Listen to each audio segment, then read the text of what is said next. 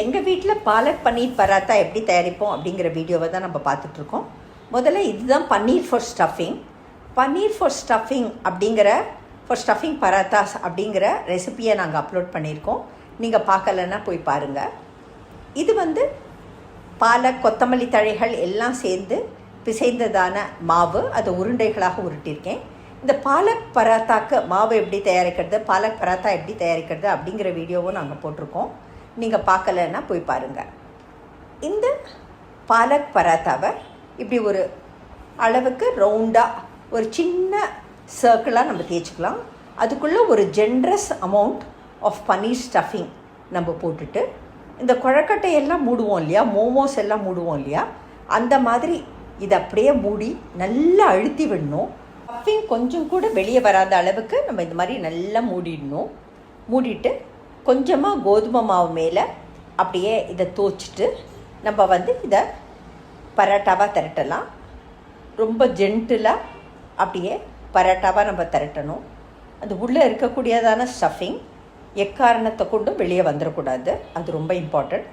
So அதுக்கு தான் நல்லா நம்ம அந்த குழக்கட்டை மாதிரியோ மோமோ மாதிரியோ இதை நல்லா மூடினோன்னாக்கா இந்த மாதிரி நம்மளுக்கு நீட்டாக அதை திரட்ட வந்துடும்.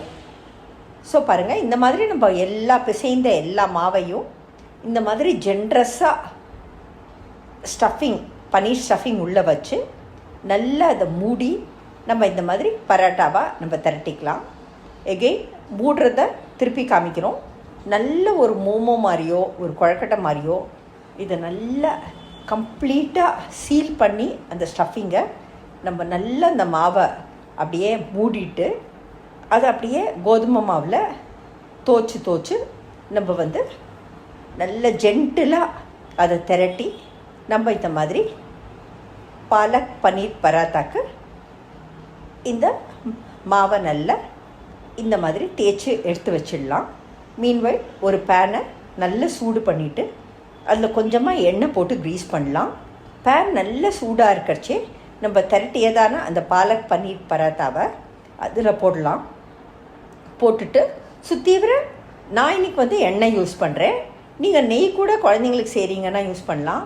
அல்லது combination of ghee and oil or butter and oil எது வேணாலும் நீங்கள் யூஸ் பண்ணிக்கலாம்.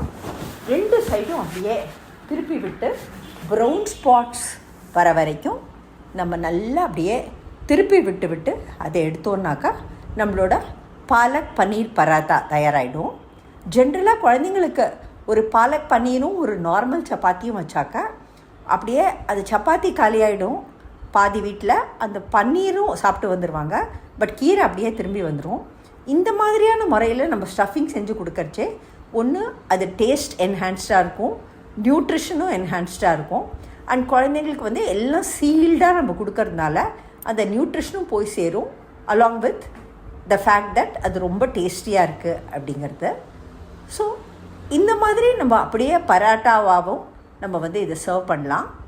அல்லது இப்போ நம்ம வீட்டில் இது ஒரு ஃபங்க்ஷனுக்கோ ஒரு பார்ட்டிக்கோ தயாரிக்கிறோம், நிறைய ஐட்டம்ஸ் இருக்குது, எல்லோரும் ஒரு ஹாஃப் பாலக் பன்னீர் பரோட்டா தான் சாப்பிடுவாங்க அப்படின்னாங்கனாக்கா இந்த மாதிரி ஒரு கட்டிங் போர்டு மேலே நம்ம செஞ்சதான அந்த பரோட்டாவை வச்சுட்டு ஜென்டிலாக ஒரு பீஸா கட்டர் வச்சு 4 குவார்ட்டர்ஸாக கட் பண்ணுற மாதிரி அந்த பீஸா கட்டர் வச்சு நம்ம கட் பண்ணிவிட்டு இந்த மாதிரி ஒரு பிளேட்டில் அரேஞ்ச் பண்ணியும் நம்ம சர்வ் பண்ணலாம். நம்மளோட பாலக் பன்னீர் பராத்தா தயார்.